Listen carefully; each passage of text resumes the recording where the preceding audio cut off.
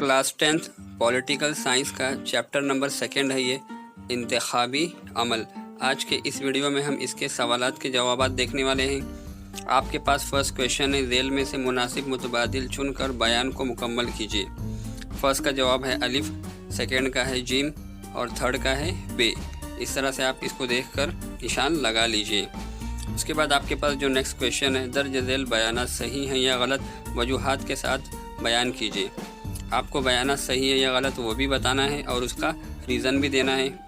तो इस तरह से आपके पास यहाँ पर उसके आंसर्स दिए जा रहे हैं।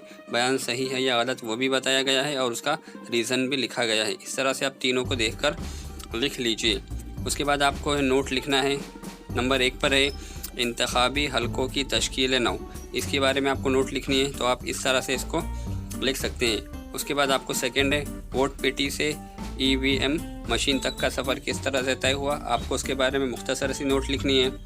उसके बाद यहाँ पर एक्टिविटी बेस्ड क्वेश्चन है, तसव्वुराती खाका है। यहाँ पर आधा दिया हुआ है और आधा इसके पीछे दिया हुआ है। इस तरह से आप इसको देखकर कर सकते हैं। उसके बाद नेक्स्ट क्वेश्चन जो आपके पास आएगा वो है नंबर 5, मुख्तसर जवाब लिखिए।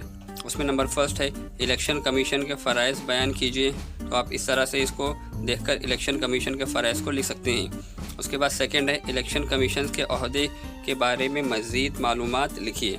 तो इस तरह से आप उसकी मालूमात को देखकर लिख लीजिए। उसके बाद में लास्ट क्वेश्चन है वाज़ेह कीजिए कि इंतखाबी ज़ाब्ता अखलाक से क्या मुराद है। तो इस तरह से यहाँ पर आपका चैप्टर कंप्लीट होता है। उम्मीद करते हैं कि आज की वीडियो आपको पसंद आई होगी। वीडियो पसंद आई हो तो उसे लाइक कीजिए, शेयर कीजिए और हमारे चैनल को सब्सक्राइब कीजिए।